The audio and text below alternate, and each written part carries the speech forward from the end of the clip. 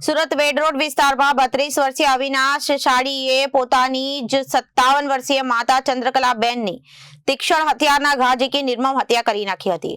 હત્યા પાછળનું મુખ્ય કારણ એ હતું કે અવિનાશ છેલ્લા 2 વર્ષથી કોઈ કામ ધંધો કરતો ન હતો. જ્યારે તેની માતા અને મોટા ભાઈ તેને ઘર ચલાવવા માટે નોકરી કરવાનું કહેતા ત્યારે તે ઉશ્કેરાઈ જતો હતો. આખરે બપોરે જમવાનું બનાવવા જેવી સામાન્ય બાબતે થયેલી તકરારમાં અવિનાશે તેની માતાના ડાબા ખભાના ભાગે જીવલેણ હુમલો કરી દીધો હતો, જેના કારણે તેમનું કરુણ મોત નીપજ્યું હતું. જોકે ચોકબજાર પોલીસે આરોપી પુત્રની ધરપકડ કરી કાયદેસરની કાર્યવાહી હાથ ધરી છે. વેડ રોડની લક્ષ્મીનગર સોસાયટીમાં રહેતા પરિવારમાં લાંબા સમયથી કંકાસ ચાલતો હતો અને મૃતક ચંદ્રકલાબેનનો મોટો પુત્ર રાજેશ હીરાના કારખાનામાં મજૂરી કરીને ઘરનું ગુજરાન ચલાવતો હતો, પરંતુ નાનો પુત્ર અવિનાશ સાવ નવરો બેસી રહેતો હતો.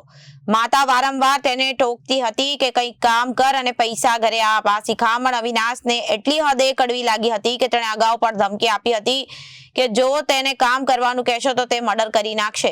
આ મુદ્દે ઘરમાં મોટો ઝઘડો થયો હતો અને જે લોહિયાળ અંજામમાં ફેરવાઈ ગયો.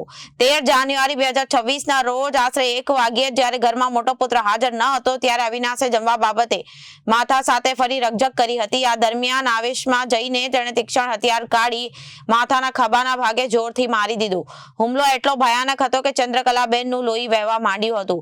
પાડોશીએ તેમને બચાવવાનો પ્રયાસ કર્યો. 108 મારફતે તેમને સ્વીમેર હોસ્પિટલ ખસેડવામાં આવ્યા, પરંતુ સારવાર મળે તે પહેલા ડોક્ટરોએ તેમને મૃત જાહેર કરી દીધા.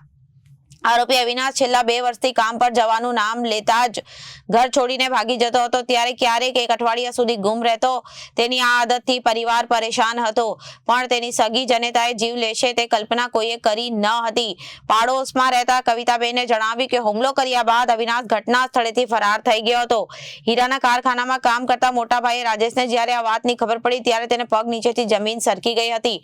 પોલીસ તપાસમાં જાણવા મળ્યું કે અવિનાશે મર્ડર કરવાની ધમકી ગત રાત્રે 8 વાગ્યે જ આપી દીધી હતી. તેણે સ્પષ્ટ શબ્દોમાં કહ્યું હતું કે જે કામ બાબતે ઝઘડો કરશો તો હું તારું કે માતાનું મર્ડર કરી નાખીશ. અને બપોરે જમવાનું બનાવવાની તકરાર માત્ર એક નિમિત્ત બની અને અસલી ગુસ્સો તે માતા દ્વારા અવારનવાર મળતા કામ ધંધા ઠપકાઓનો હતો. પોલીસે હાલમાં રાજેશ શાળીની ફરિયાદ નોંધીને ફરાર આરોપી અવિનાશને ધરપકડ કરી કાયદેસરની કાર્યવાહી હાથ ધરી છે. Reporter Arvind Rathod, Janadesh news, Surat.